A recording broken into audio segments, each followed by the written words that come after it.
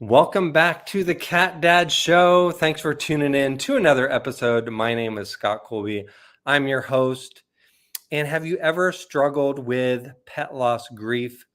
I know I have. It can be just a heavy topic, but I'm excited to actually share this conversation with you with Chelsea Kramer. She's a therapist out in Seattle, Washington, specializing in grief, anxiety, and trauma. Chelsea, thank you so much for being here.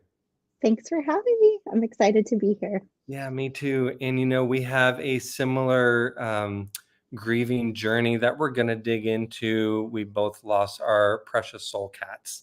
But I just want to start off with something a little bit more light and tell me what you're grateful for today and then what Mm, pets you currently have. yeah, well, that's a great question. Honestly, what I'm really grateful for today is time with my kitty I have right now because she has cancer and she's actually doing really well. And so I'm really grateful that she's doing awesome and we get to spend time together. Mhm. And I work from home as you do as well, so I get to spend time with her.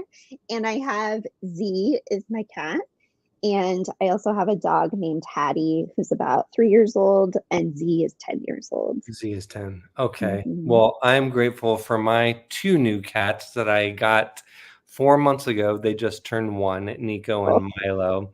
So, yeah, they just already are bringing so much joy to my life. So, people, if you're viewing this, you may be dealing with pet loss grief, and it is a heavy topic. And Chelsea has her own grieving journey, as do I, but she also helps people who are going through pet loss grief. So we're going to answer just some questions that I know people probably have who are going through this.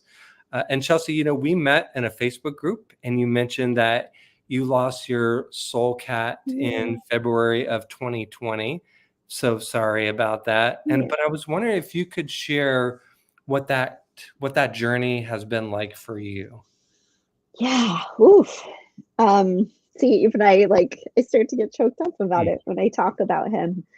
Um, So Sherbert was the love of my life, and I was fortunate enough to be with him for 10 years. I'll show you guys a picture of him. Yes, So this please. is my Oh, Sherbert, the love of my life. Um, precious. he's so precious. So he had liver disease um, for 3 years, and over those 3 years, he had a lot of involvement with the medical system.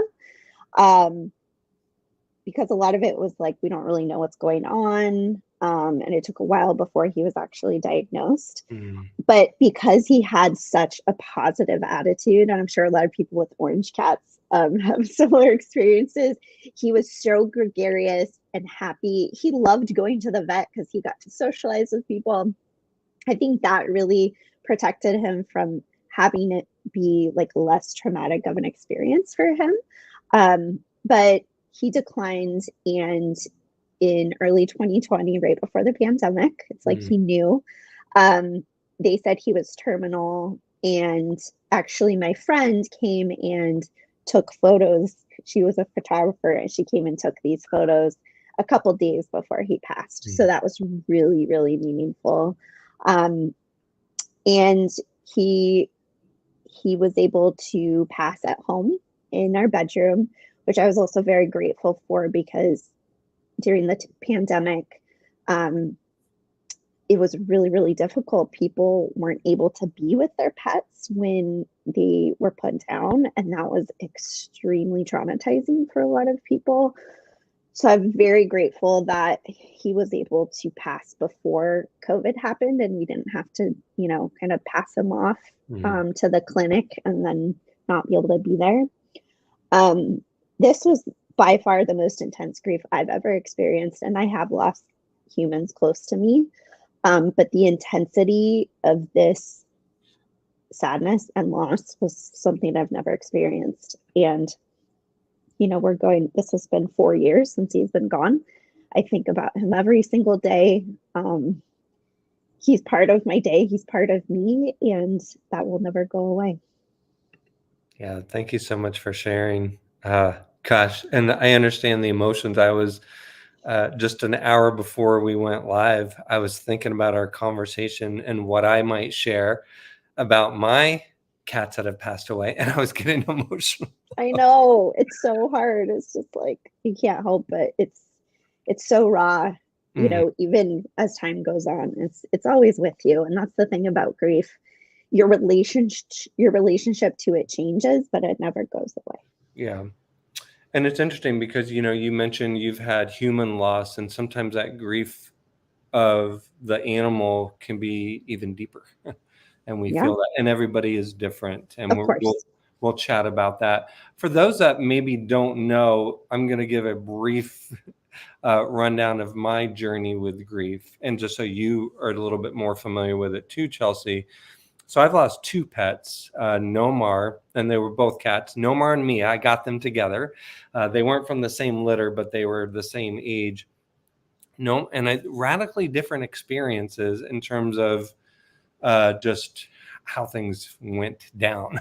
Nomar, I lost him before the pandemic as well. It was August of 2019. Mm, I was living in Colorado at the time, but I was about to move to Tennessee, which is where I live now. And he passed away about a week and a half prior to me mm. moving. It was devastating because I had planned my entire journey around having two cats to move with, and the stress that comes with that. Oh yeah. And they were both 16 at the time, Nomar and Mia.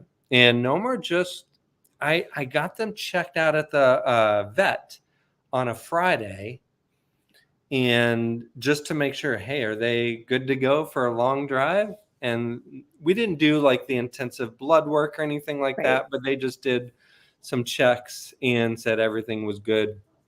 And so it was so interesting. Like, Mia needed a tooth pulled, so we were going to do that the next Monday. Mm, Well, she had to have blood work done just because of her age, and they found out she had kidney disease mm, the days she was going to get her tooth pulled. So I was worried about Mia. 2 days later, which was a Wednesday after they both got checked out, Nomar started to decline. Just like, mm, he's under the bed, he's not interactive, he's not eating or drinking as much. And I started to get worried, but it really, kind of went downhill Thursday, and then overnight Thursday into Friday. It mm. was a time where it was like the worst possible timing. My car was in the mechanic. Oh no. And I live alone. Oh, So I had to call an Uber. oh my Fortunately, gosh. the vet was like a 2-minute drive. Unfortunately, also my normal vet, was on vacation. So she had seen him the Friday prior, but she had left for vacation. So he had to see a strange vet that had never seen him before. And fortunately, I had the vet tech that I always had. So she was a source of comfort. But it just looked like he wasn't doing well, and I made the decision to let him go. After consulting, my friend came to meet with me who Good. knew both of my cats Yeah. intimately. I was calling my sister who Good. experienced cat loss before, and I had the vet, and I was trying to get as much information as I could to make the best possible decision. And just from that, I had those feelings of guilt afterwards because he wasn't diagnosed with anything. And Right. we don't know exactly, still to this day, what went wrong. Now, fast forward to Mia, who I lost a little bit over a year ago. She was 20. So she had Ooh, diagnosed with kidney disease. And then I lost Nomar 5 days later. Devastating.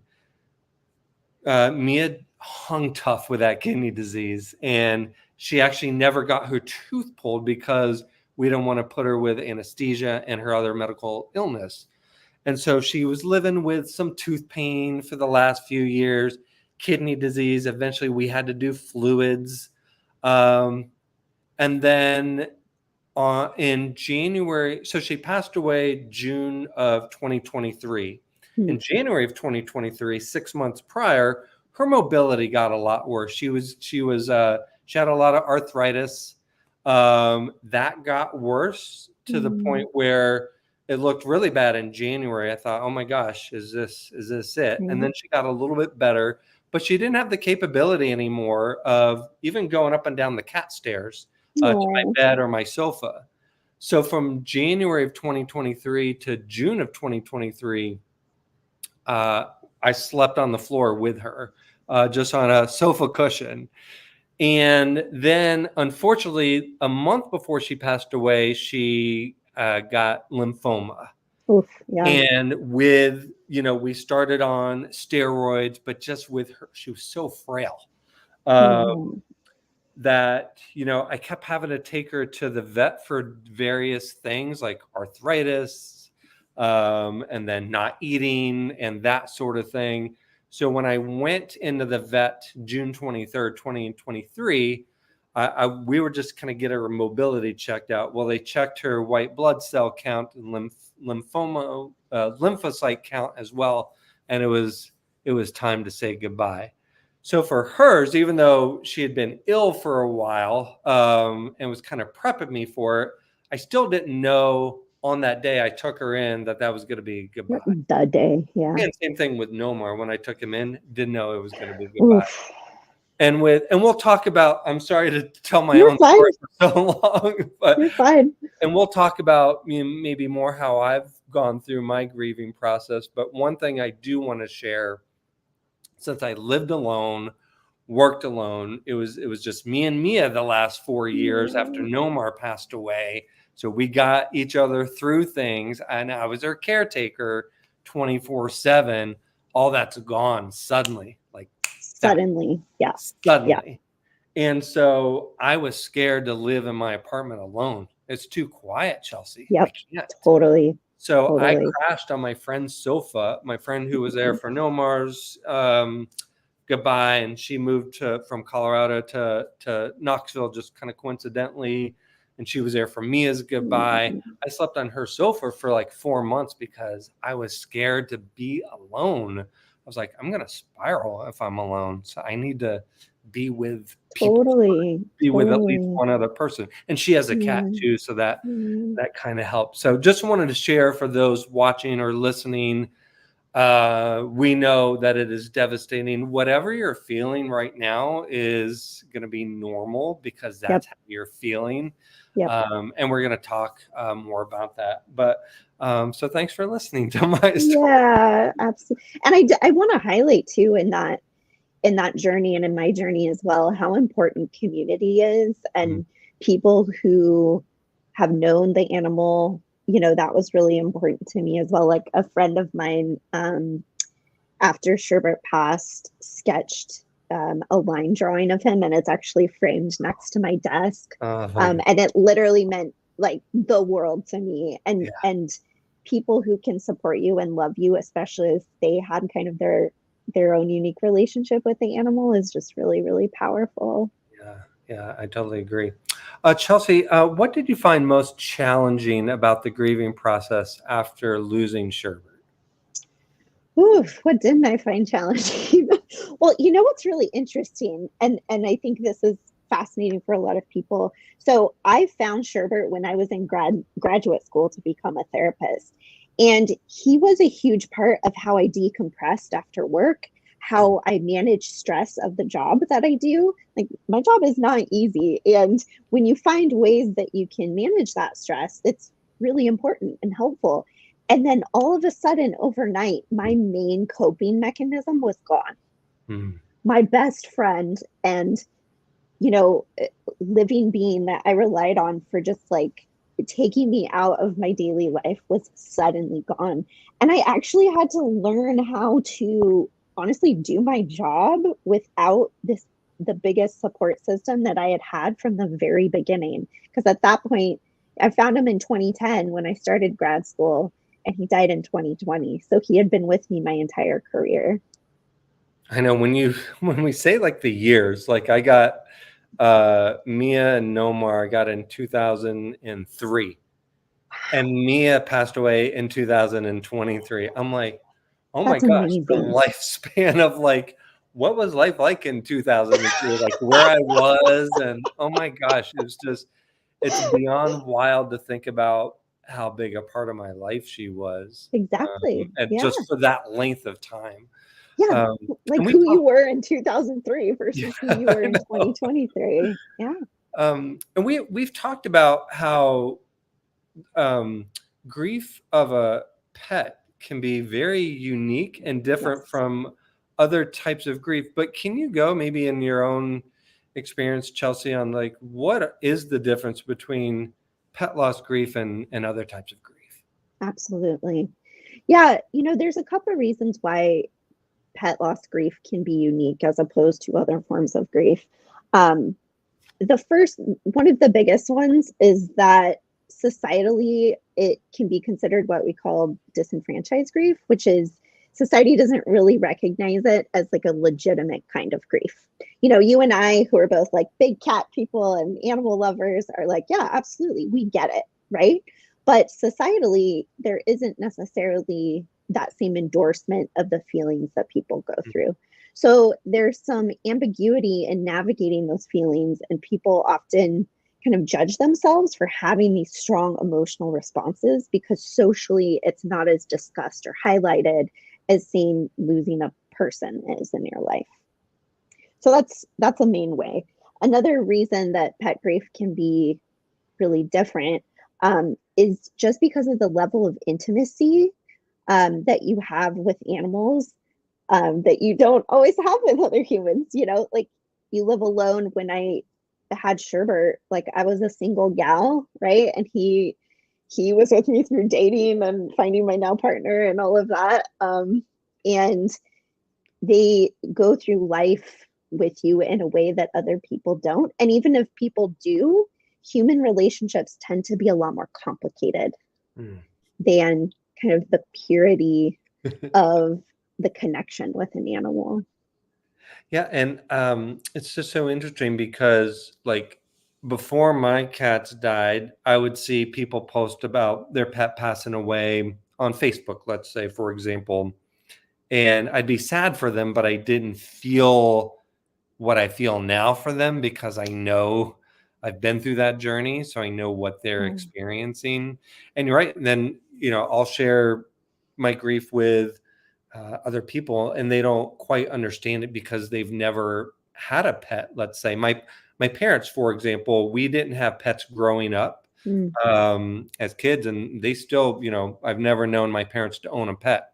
So while they're there for me and they understand I'm sad, I don't think they understand the level of um, sadness and the Yeah, various emotions that you can go through when losing a pet. 100%. Yeah. And that's why again, going back to community, it's so important to have conversations like this and let people know they're not alone and it's not strange or abnormal to feel these really intense feelings. Yeah. Chelsea, how can somebody begin to understand and honor their own unique process of grieving after losing a pet? It's a great question. First and foremost, and you alluded to this previously, is there's no proper way to grieve. There's no specific outline. Um, and so understanding that first, and also understanding that, uh, like I said earlier, grief never really goes away, but your relationship to it changes, Mm. right? Um, I think it's definitely important to be mindful of creating space to allow yourself to connect with what you're feeling and to sit in that. Because if we don't allow ourselves to feel what we feel, it's going to come out in ways that we don't love. Right? Think of just kind of like energy trying to escape, like a soda bottle that you shake, right? And that fizz is going to get out in some way. You have the option of either gently letting it out on your own terms or it's going to come out in its own way. So really creating space and opportunities, whether that's with like by yourself, with other people, to let yourself be present and feel what you need to feel. Mm. Yeah, you alluded to like your relationship with it changes, but it never goes away, which we can attest to because we both got emotional. I know. Just my first pet loss was 5 years ago, and you lost Sherbert 4 years ago, and I still get tears and cry if I see pictures of them Yeah. or I'm talking about them. But there's other times where I can talk about them and it just lights me up, Yep. and I have Yeah. so much joy. Yeah. So, I think that was one of the biggest changes for me of like probably honestly it wasn't until last year that when I thought of him, I focused more on the positive memories than the sadness of him not being here. Of course, I still feel that, but there definitely is a switch of like the celebration and remembrance of him and keeping his spirit and memory alive, like as in our home and our family, especially with Z because they were like BFFs, and it's switched more to that than just sadness and just loss. mm. And for those watching, if you have comments, questions, you might have a question about your own unique journey, please feel free to leave us a comment and we'll try to answer that. Um, the first day Mm. after losing a pet or the day of can be, of course, devastating. The first week, the first month. What is your best advice, or what is some advice for somebody that it's so recent, somebody that's just lost their pet yesterday, or they're going through their first week without their pet? How can they start to move through this grieving process? Yeah, that's a great question. I would say if you have the privilege to take time, Mm, right?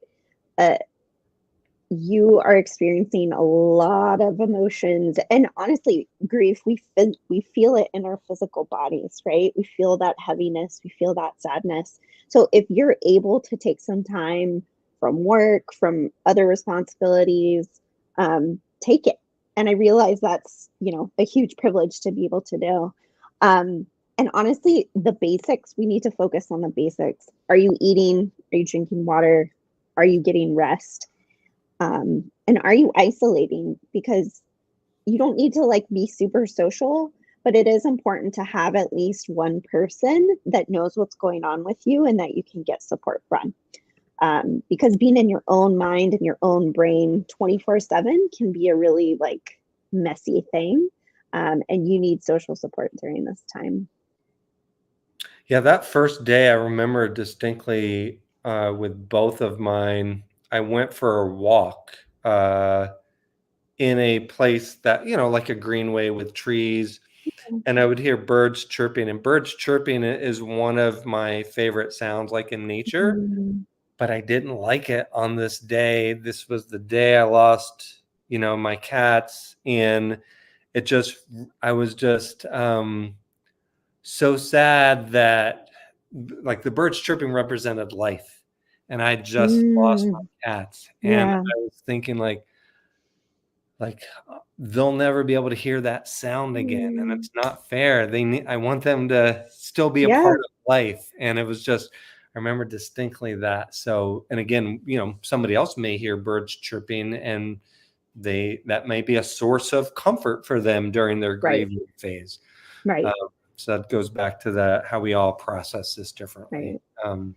Well, and I think with that too, the uniqueness of each person is don't be afraid to ask whoever your support system is what you need from them, mm, right? So yeah. some people are like, "Hey, I want to like talk and process and like can you hold space for me?" And other people are probably like, "Hey, can we just like sit and watch a movie and not talk to each other?" Mm, Right? And so being clear about and it's okay also if you don't know what you need, that's okay too. But if you do have some sense of like what kind of environment would be comforting to you, let the people that care about you know that because yeah. that helps them not be so anxious as well of like how do I help this person I love, that they want to support you but they might not know exactly how. Yeah. I too, both of mine were really unique. When after Nomar passed away, the next day I was having a kind of a going away party for myself because I was moving from Colorado to Tennessee, and it was just horrible timing. And I decided to still have it. I mean, we kind of, Yeah. in the Facebook event made that announcement, and I still had it, which was, I think, good because I was amongst people and friends. And when Mia passed away, gosh, she passed away the day I was supposed to leave town to celebrate my mom's 80th birthday. Oh, geez. Yeah. And I'm like, and it was a hard decision anyway. I was actually fighting with that decision before she passed away because she was sick. I was like, well, maybe I'll stay home, just take care of Mia. Then she passed away, so there was no real reason for me to stay home. And my parents live, or actually, we were meeting them at my sister's house, like Mm, 5.5 hours away. mm, But my friend who was there for Mia's passing, she volunteered to drive me because mm. when you've just experienced a loss like that, I didn't want to be driving on the road myself by Right. myself for 5.5 hours. So Right. very unique circumstances that Totally. uh, Yeah. and I do want to share. I actually have a resource to give away. It's a free guide, 21 reminders for your first month of pet loss grief. Because, Mm, like you said, we need to think about: are we taking care of ourselves? Are we giving ourselves grace and compassion? yes. So, Yes. if you'd like that resource, just comment 21, and I will make sure to get that to you. Chelsea, what are some common misconceptions about grieving the loss of a pet? Yes. Oh, you got such good questions, Scott. I love it. Uh, well, just get another one, Hmm. right?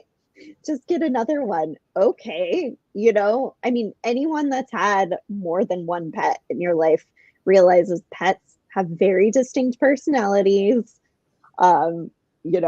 They're, I mean, of course, I'm like, oh, they're like little people, but they have their own personalities, right? And so when someone says, oh, just get another one, these aren't inanimate objects. These are living beings who have souls and opinions and likes and dislikes. And you can't just replace that Hmm. with another one. So I think that's a really big one. Um, Again, that time heals all wounds, right? That kind of old adage. Um, I would say time changes the wound, but if we go with that metaphor, there's always a scar, right? There's Hmm. a scar to that wound. Um, yeah, I mean, I think like also this idea of like, well, pets don't live as long as humans, so you knew this was going to happen. Right? So like somehow if you cognitively know this is going to happen, it makes it easier, which isn't true. Like we know humans are eventually going to die. That doesn't make our relationship with death easier, right? So like being mindful of some of these things, these adages that people say, that come up a lot again in relationship to that disenfranchised grief and not really equating it with other forms of loss. Yeah, and I think even like I didn't have to experience this, but um, work, like, right, like Yeah. if you had a regular job that you had to go to, and I think I put a post in Facebook in a pet loss grief group about how much time off work did you get. And I think a lot of bosses, right, are maybe not as understanding that, hey, pet loss grief can be as devastating as, like we've talked about, losing a kid, losing a spouse. Yeah. And it takes more than just like, hey, you can have tomorrow off and then come back to work. And I think Totally. that's probably a big misconception, like just get back to work. And Yeah, just get back to it. Yeah. yeah, if I had to go to a real job after I lost Mia, let's say, for example, because she was the most recent one, I don't know how I would have done it, Yeah. to be honest. Well, yeah, I mean, in my job too, I have to, it's not about my emotions, right? And so I Right. definitely had to take some time off before I could go back and be an effective therapist. So, um, but I was self-employed at that time, so I could be a little bit more flexible, but that's a really good point. Yeah. Could you walk us through some strategies that you use to help somebody who may be navigating the loss of a pet? Absolutely. So once we get past the basics, right, of just like, which we don't want to just surpass, the basics of self-care, self-compassion, all of that important stuff. We want to start to look at meaning making in relationship to the loss. So essentially, that relates to creating a cohesive narrative around what the meaning of this life was in Mhm. your life, um, creating meaning around the loss, and then inherently celebrating or at least remembering. So I love the word remember because you're you're going over the memory Mm, of your pet. So mm, the remembering. So some examples of this might be um, writing out. Some people like journaling is really helpful. So perhaps writing out kind of the story of how they came to have this pet, their relationship to the pet, all the way through the loss of their pet. Um, Creating a podcast or show in honor of your cats, donating to organizations in honor of your pets.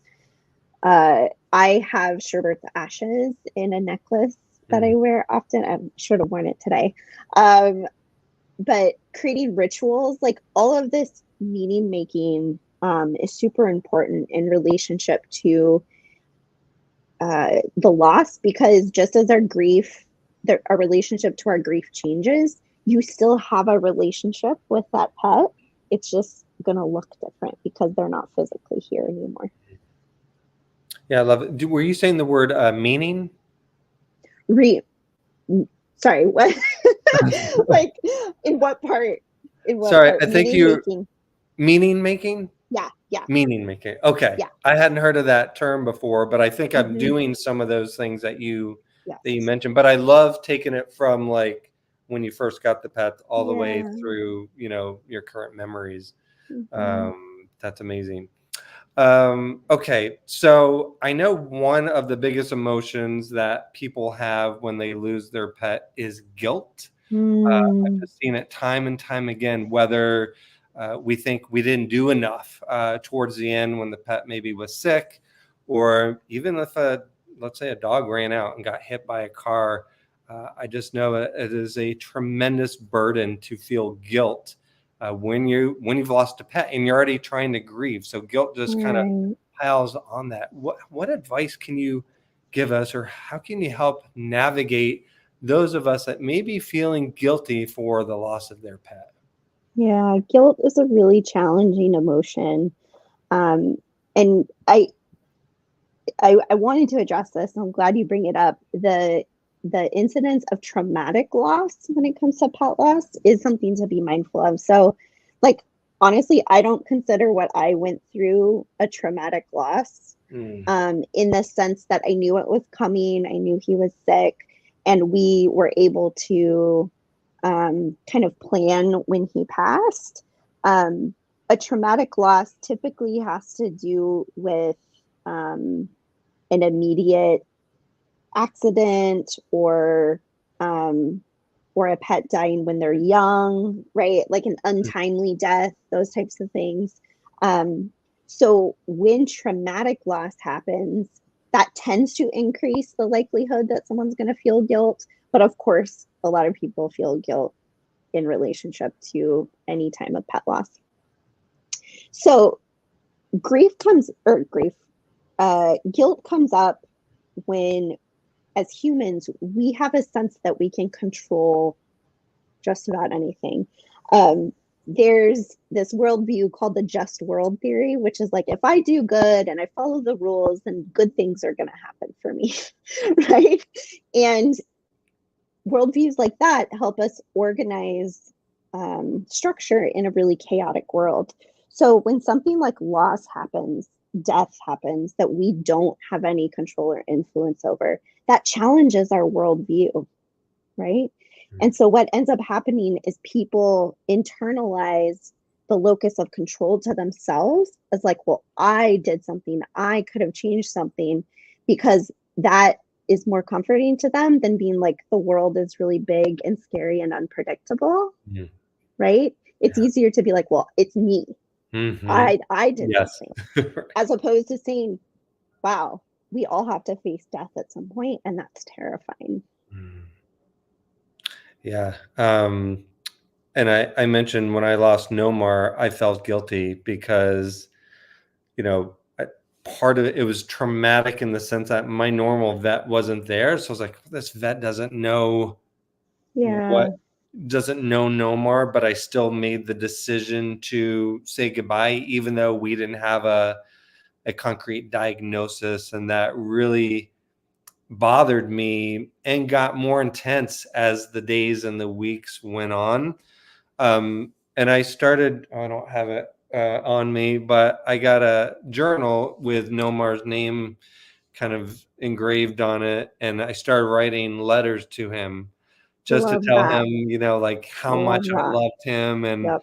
then I started to think about this mantra, two things were I loved him more than anything else in the world, and I did the best I could Yep. with the resources I had at the time, and just Yep. trying to make myself. And I'm not Right. saying the guilt will ever go away 100%, but it has lessened, and I think those things have helped me.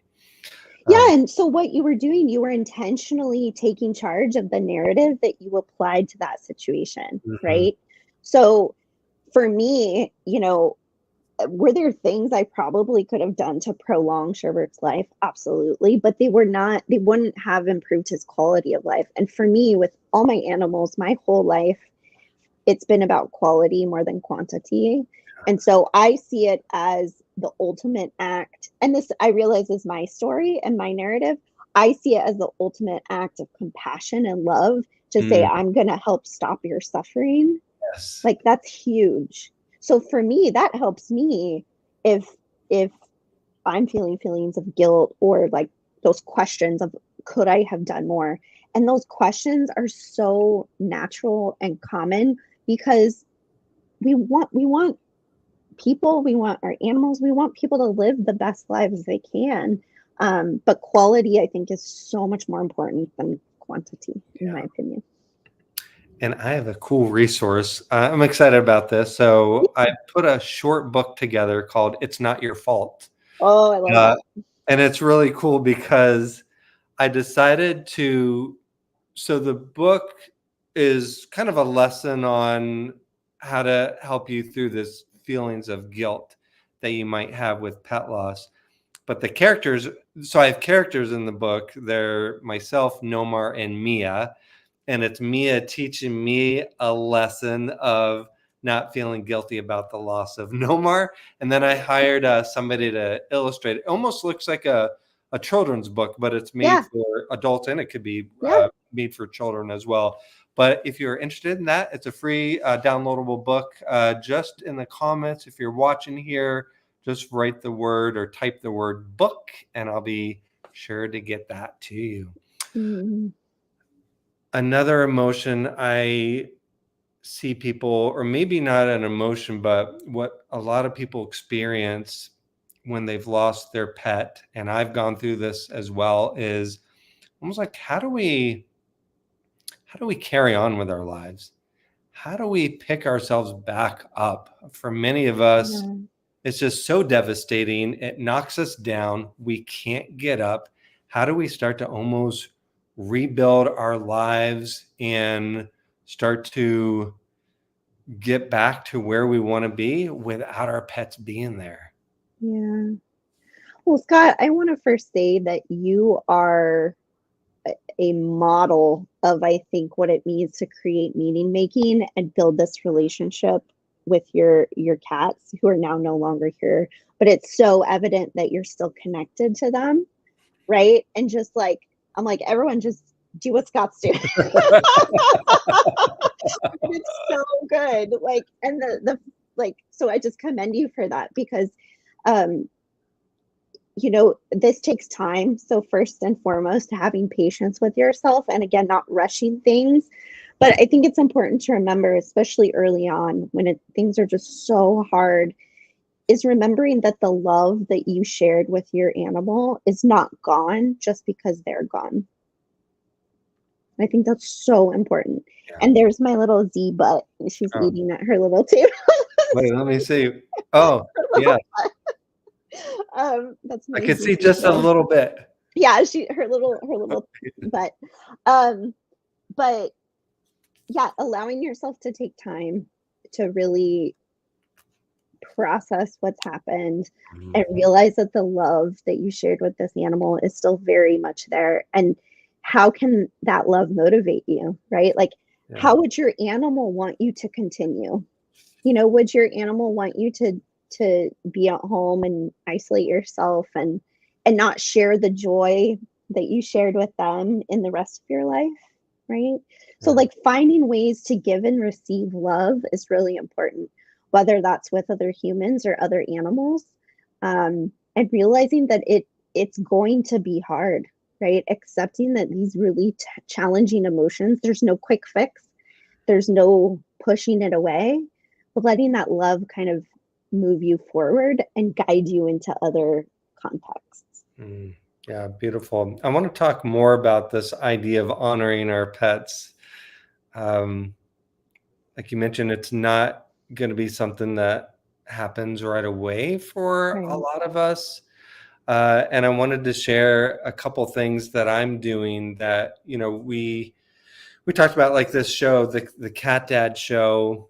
I wanted to put this together to just as a way to remember Mia and Nomar. And the initial concept was going to be all about pet loss and meditations and grieving. But after, talking to some other people, they were suggesting that I put together something that just really aligns with even my personality. So the Cat Dad show, just I love really, it. I like embracing that I'm a cat dad, and Mhm. I'm having interesting conversations not only with you about grieving pet loss, but our last conversation was with a woman who's traveling in a van with her cat. That's fun. So That goes fun. along with my personality and how I, think of Nomar and Mia. They were fun cats. A couple other things I wanted to share that I'm doing just to possibly give some people some inspiration. And the caveat is to find something that really excites you and has meaning for you. Yes. But I'm really big into nature and the healing powers of nature when it comes to our mental well-being, for example. So here in Knoxville, in a couple months, I'm putting together a tribute hike to help for people that have lost a pet, so we can honor and remember our pets out in nature on a hike.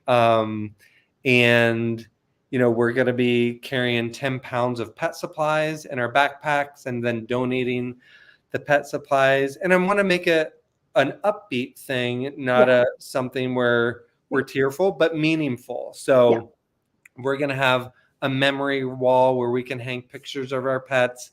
We're going to write gratitude letters to our pets. We're going to have an adoption event and food trucks and vendors and just have a nice celebration. And again, in my head, I'm doing it like the drive for me to do this, even though it's hard to put on an event like that, is Mia and Nomar. I'm always thinking Yep. Mia and Nomar.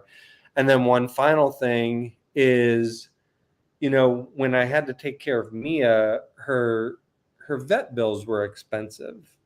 And I always thought to myself, like, I had this kind of mantra: I never want to have to make a decision on her medical health based around finances.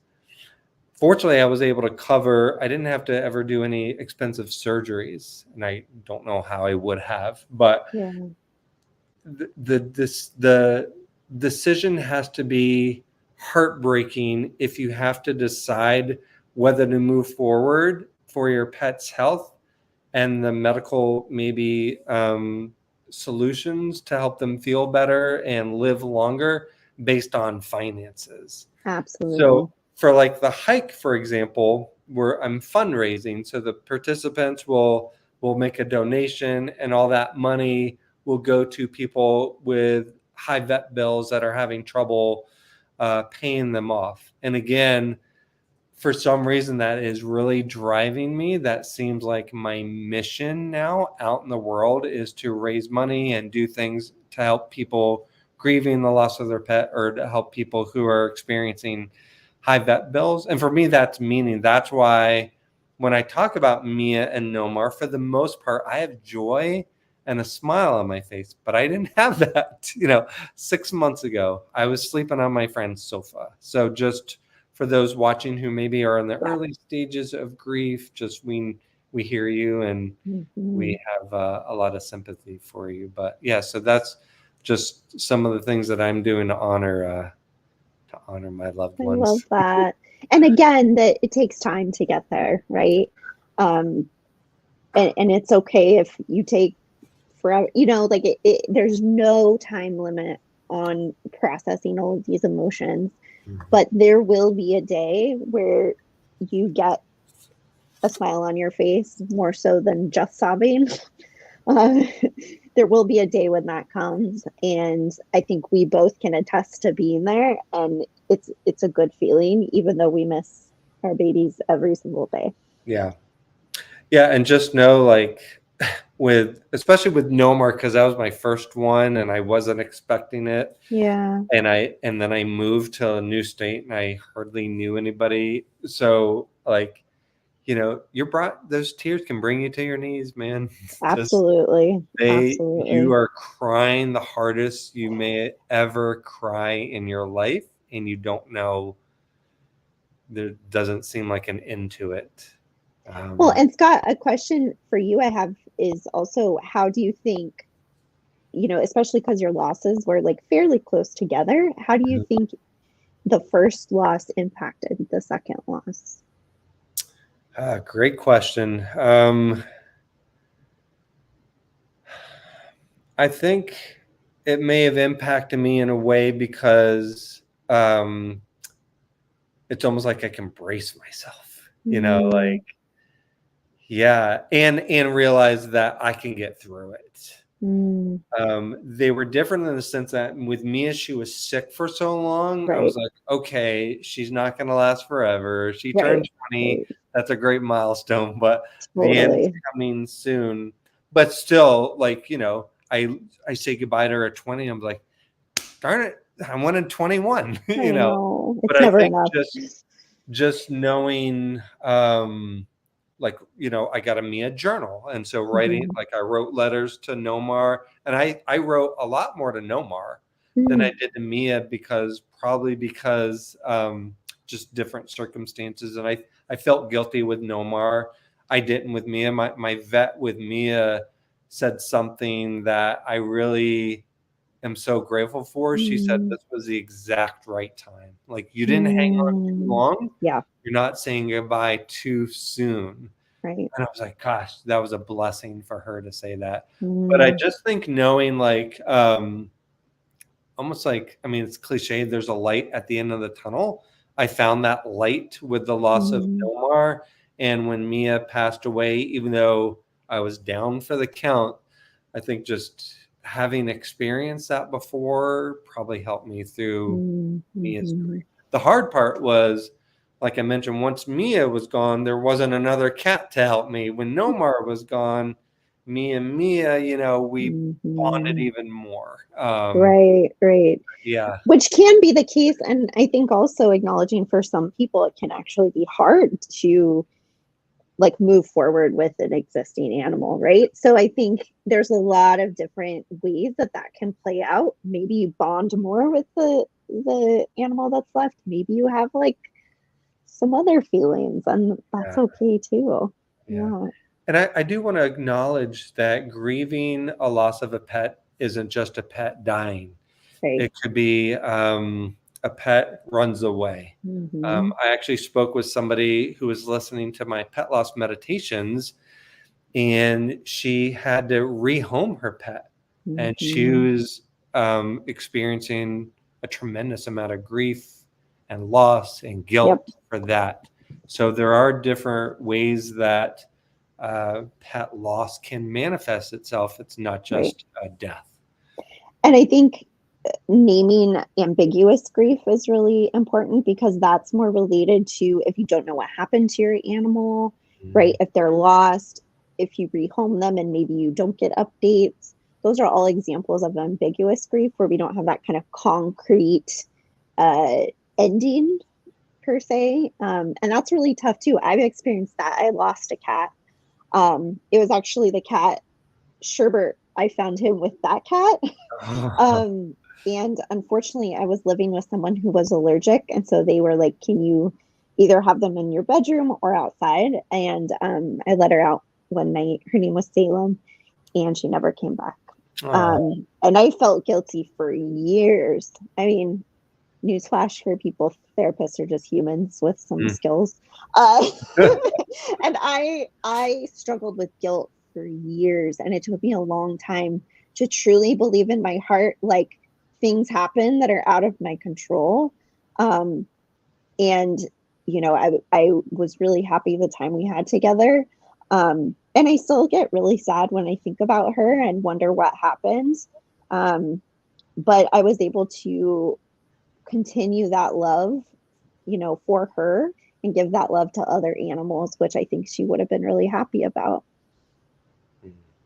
I'm glad that you mentioned that, therapists are human. We think like, hey, you don't have to go through this, but because you have the skills, but Yeah. yeah, you do. And I do some health and wellness coaching, but I go through, my ups and Yeah. downs and have Yeah. anxiety, and Yep. I just, know how to ask a few good questions. Exactly. Exactly.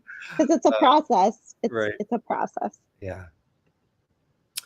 So losing a pet can cause you to feel isolated, lonely. I especially felt that way after losing Mia because I didn't have anybody else. I was living alone. I worked alone, didn't have any other pets at the time. So I had extreme loneliness where I had to crash on a friend's sofa for 4 months just to help with that. Um, Chelsea, how could you help somebody who lost their pet overcome those feelings of isolation and loneliness? Yeah. Well, first, we want to distinguish being alone versus feeling lonely because you can be around people and still feel lonely, Yes, right? absolutely. Yeah. So, again, what particular kind of support do you need, right? For some people, that might be being with a close confidant.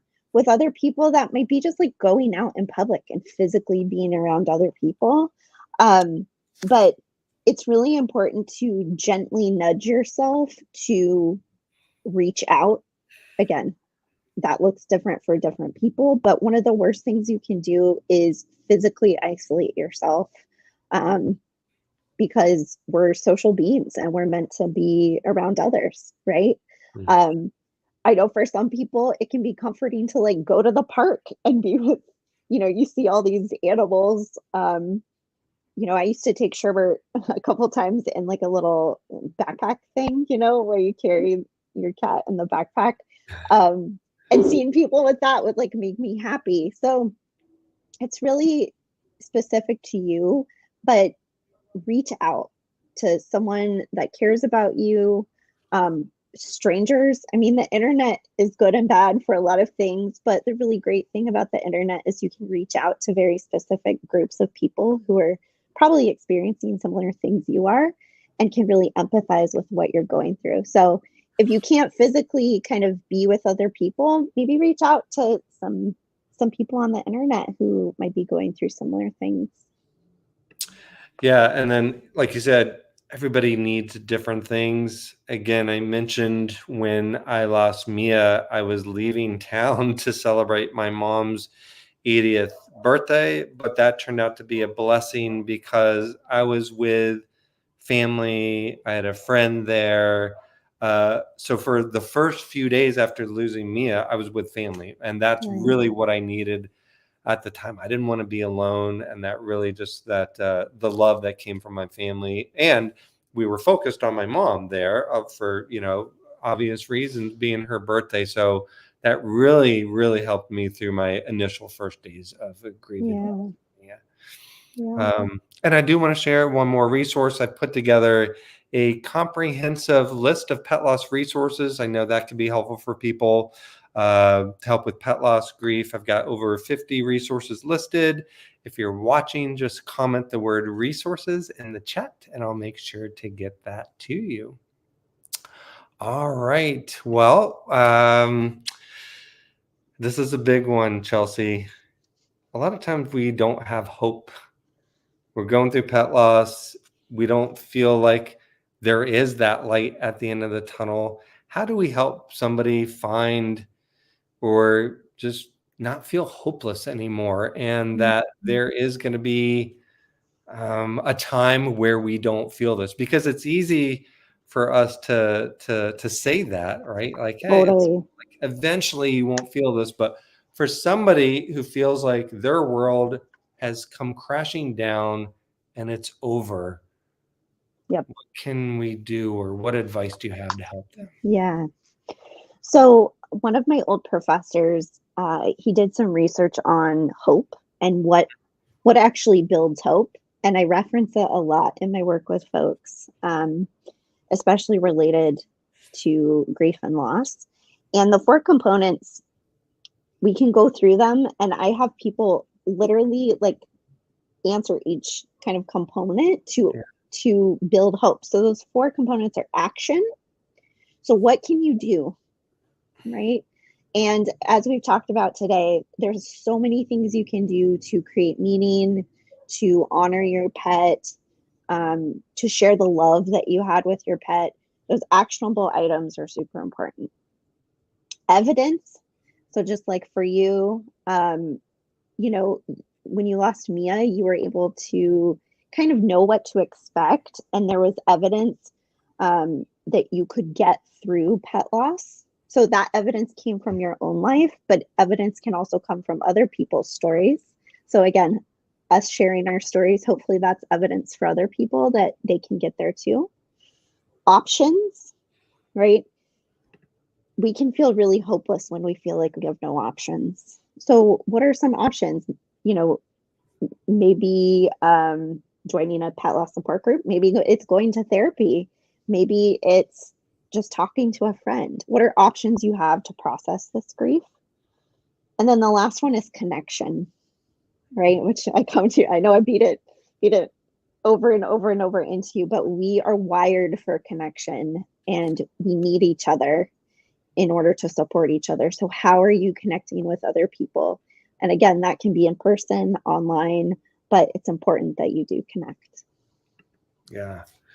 Great. I love this. Things that we can take away and start doing. And just wanted to give some encouragement out there that you are stronger than you think. And one just personal example, when I had to make that decision about Mia and my friend was with me, I said, you get flooded with emotions. Like, how do I make this decision? Like, hey, put Mia to sleep and never see her again. And I remember saying to my friend, I'm not strong enough. I'm not strong enough. I can't. I'm not strong enough. And she encouraged, she's like, yes, you are. Yes, you are. And, I've made it. I've made it through. I made it through that day. Just so if maybe you're watching this and you are about to say goodbye to your pet and you're anticipating that, just and maybe you have different words of encouragement for just, I wanted to give those words. You are stronger than you think. Yeah. And again, I just say what's best for your animal, and you know them, you love them. In your heart, you probably know what's best for them. Yeah. And Chelsea, we've mentioned that you are a therapist out in Seattle, but I believe you do some virtual sessions as well, and you help people through anxiety and grief and trauma. At what point should somebody consider seeking professional help for their grief, especially if they're struggling with the loss of their pet, and maybe it's their grief isn't getting any better? Yeah. I would say, if you're feeling very stuck, Mm. And again, that looks different for different people. But if you're feeling really stuck and completely hopeless, and you find that's interacting with your day to the effect of it's challenging to get through your day, then it might not be a bad idea to talk to somebody. And for what it's worth, I'm a huge fan of it. Yay!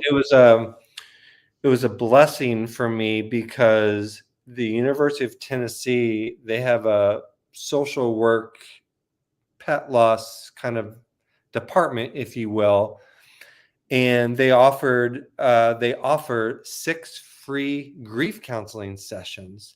I love And that. I moved here right after I lost Nomar, and I was here um, when Mia passed away. And for those, I guess I didn't paint the picture. University of Tennessee is in Knoxville, Tennessee, which is where I live. So I was able to take advantage.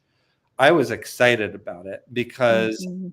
I prefer not to keep things inside. And even though I had my best friend here, Lori, I wanted to speak to a professional about it and Totally. have them ask me questions, just like you asked me that question Mhm. earlier in this interview. So, for those of you who are considering whether or not seeing a professional is going to be helpful, just from my experience, I would say definitely strongly consider it. It could be just for me, just talking about, and don't be ashamed. Like the first session with the one when I talked about when Mia passed away, like I'm bawling. It's like Yeah. the first couple minutes, I'm like, it was just still so raw, and I'm crying my eyes out. But they don't. It's a no judgment. That's what they're there for. So Chelsea, can you give us maybe a little bit of more information about what you do, how we can find out more about your work, and how to contact you? Yeah. So, like Scott said, I'm in Seattle, Washington.